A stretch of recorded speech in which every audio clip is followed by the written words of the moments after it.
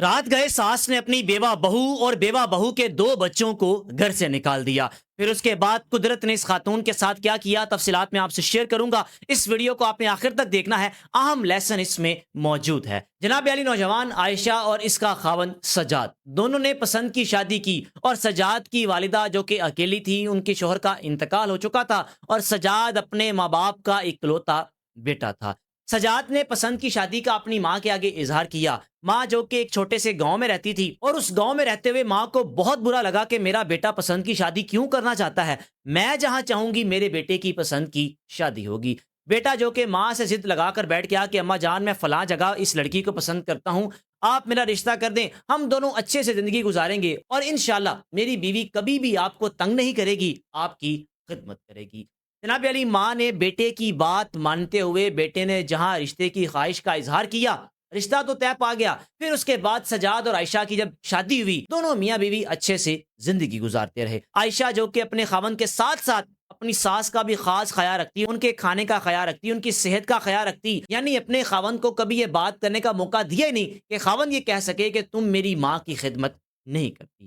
اللہ تعالیٰ نے عائشہ کو خوشی سنائی، عائشہ ماں بننے والی تھی۔ جناب علی پہلا بیٹا پیدا ہوا، لیکن جو سجاد ہے اس کی ماں کے دل میں ایک ہی بات تھی جو کہ شروع سے لے کر چلتی آ رہی تھی کہ میرے بیٹے نے میرے کہنے پر شادی کیوں نہیں کی، اور یہ اپنی پسند کی دلہن کیوں لایا۔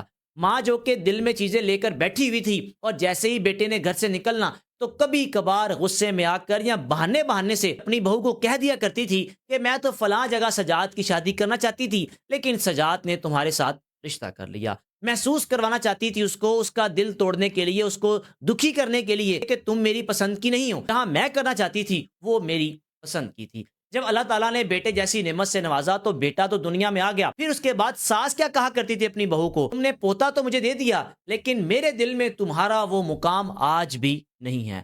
بہو نے اپنی ساس سے کہنا کہ اماں جان میں آپ کی خدمت کرتی ہوں، میں کسی بھی قسم کی کمی نہیں آنے دیتی، لیکن آپ دل سے مجھے اپنا ہی نہیں رہی، آپ کے دل میں میرے بارے میں کوئی اپنائیت ہے ہی نہیں، اور یہاں میں ہوں جو صبح سے اٹھ کر آپ کا رات تک خیال رکھتی ہوں، جب تک آپ سو نہیں جاتی سارا دن آپ کی دیکھ بھال بھی کرتی ہوں، اپنے خاوند کا بھی خیال رکھتی ہوں، اور اب میرا بیٹا بھی ہے میں اس کا بھی خیال رکھتی ہوں۔ زندگی کا پہیہ یوں ہی چلتا رہا۔ جناب علی بیٹے کی پیدائش کے کچھ 6 ماہ بعد عائشہ پر اللہ تعالیٰ نے ایک مرتبہ پھر کرم کیا، اور اب کی بار عائشہ کے گھر بیٹی کی پیدائش ہوئی۔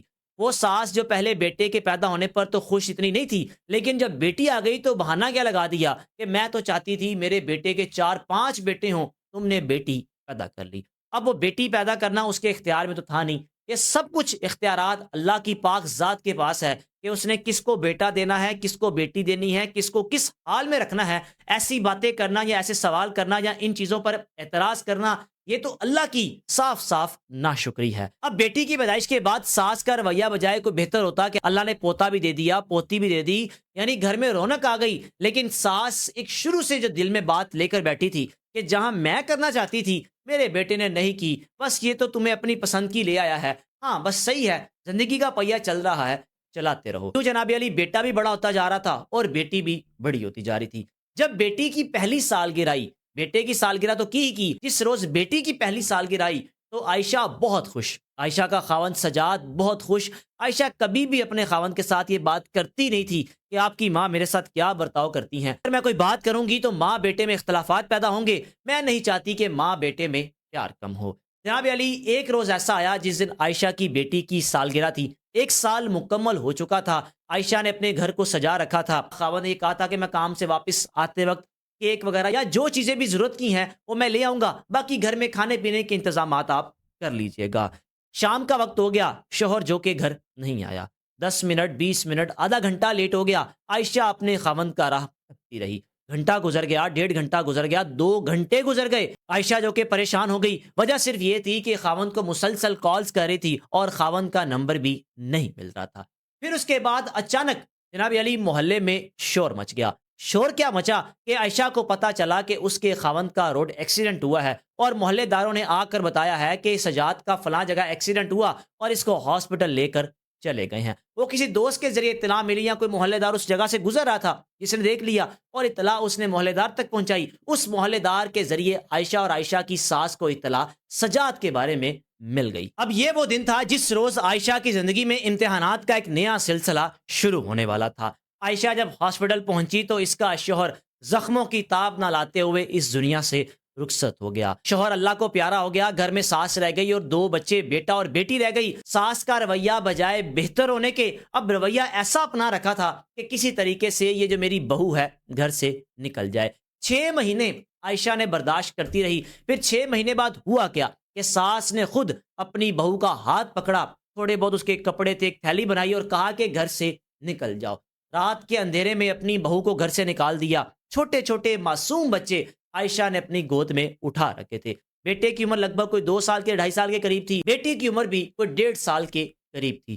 عائشہ تنہا رات کے اندھیرے میں جب گھر سے نکلی تو ایک عزیز کا جا کے دروازہ نوک کیا، ان سے کہا کہ میری ساس نے گھر سے نکال دیا ہے، صرف ایک رات مجھے یہاں پر آپ رہنے کے لیے دے دیں تاکہ صبح سویرے میں اٹھ کر کچھ انتظامات کروں گی یا کچھ نہ کچھ کر کے اپنے بچوں کی دیکھ بھال کا ایک نیا سلسلہ شروع کروں گی۔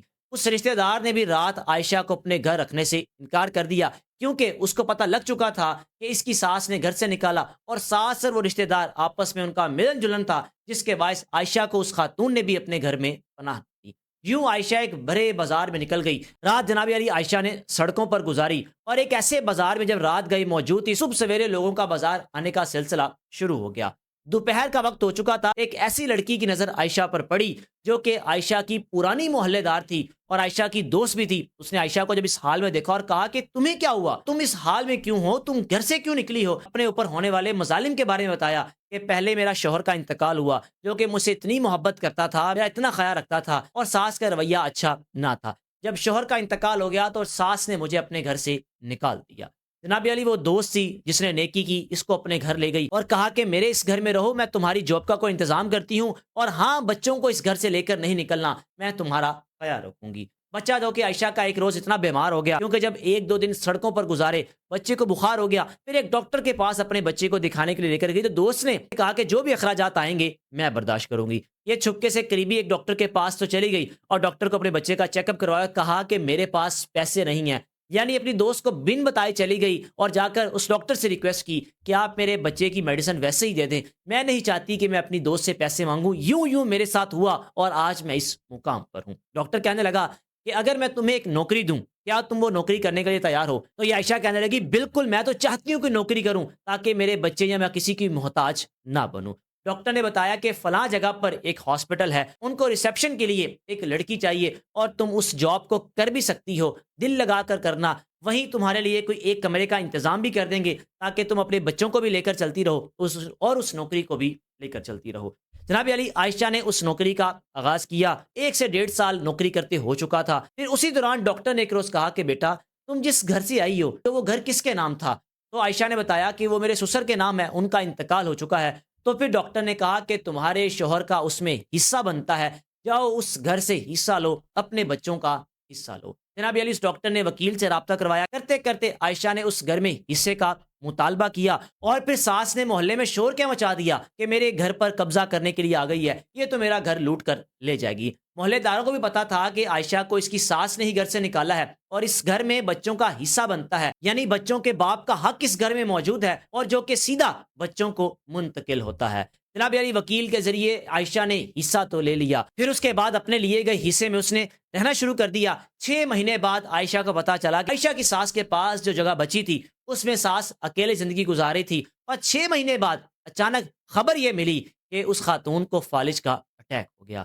یہ پہنچی اپنی ساس کے پاس اور ساس نے کہا کہ بیٹا مجھے معاف کر دینا، میں غلط تھی، میں نے جو تمہارے ساتھ کیا دنیا میں ہی قدرت نے میرے ساتھ وہ کر دیا، میں تم سے معافی مانگتی ہوں، مجھے معاف کر دو، اس گھر میں واپس لوٹ آؤ، بچوں کو یہاں پر رکھو اور میرے پاس رہو، اب میں اکیلی رہ گئی ہوں، میں نے غلطی کی، تمہیں گھر سے نکال دیا، میں نے تمہیں کبھی اپنایا ہی نہیں۔ عائشہ جناب علی کو 5 سے 6 سال کا عرصہ گزرنے کے بعد دوبارہ اسی گھر میں اپنی ساس کے ساتھ رہنا شروع ہو گئی، اور یوں اس نے نئے سرے سے اپنی ساس کی خدمت کا ایک سلسلہ بھی شروع کر دیا اور اسی گھر میں رہتے ہوئے اپنے بچوں کی کفالت بھی کرتی رہی، اور یوں ایک ہاسپٹل میں جس طرح وہ جاب کرتی تھی اس جاب کو بھی جاری رکھا۔ اس طرح عائشہ نے اپنے بچوں کی کفالت کا سلسلہ شروع کیا اور اپنی ساس کی بھی خدمت کرتی رہی. جس ساس نے گھر سے نکال دیا تھا اس کو اپنے کیے پر پچھتاوا, اور جب جب بہو آ کر خدمت کرتی تو یہی کہا کرتی تھی کہ میں غلط تھی, میں تمہیں غلط سمجھتی رہی, مجھے یوں لگتا تھا کہ تم میرے بیٹے کو لوٹ کر کھا جاؤ گی, لیکن تم تو بڑی اچھی تھی. پھر اس کے بعد جو تم نے بچوں کا حصہ مانگا وہ تم رائٹ پر تھی, کیونکہ تم تو در بدر ہو گئی, اور یہ بچے بھی کس کے تھے؟ میرے بیٹے کے, اور میرے بیٹوں کا حصہ تو اس کے بچوں کو منتقل ہونا بنتا ہی تھا. جناب علی, ویڈیو میں لیسن یہی موجود ہے کہ کر بھلا سو ہو بھلا, یعنی اگر آپ کسی کے ساتھ بھلائی کریں گے اللہ بھی آپ کے ساتھ بھلائی کرے گا, اور ہاں اگر کسی کے ساتھ برا کریں گے تو قدرت تو پھر اپنا انتقام لے گی. جس طرح اس خاتون سے لیا اور پھر یہ معافی بھی مانگتی رہی, بہو نے بھی دل میں کچھ نہ رکھا کہ میں کیا کہوں اس بوڑھی خاتون کو, یہ میرے شوہر کی ماں بھی ہے, رشتہ تو عزت کا ہے, احترام کا ہے. ساتھ ہی ساتھ بہو نے یہ بھی سوچا کہ میرے بچے اپنی دادی کا پیار بھی لے لیں گے. جناب علی, رائے کا لازمی اظہار کیجیے گا. میزبان کو اجازت دیجیے. اللہ حافظ.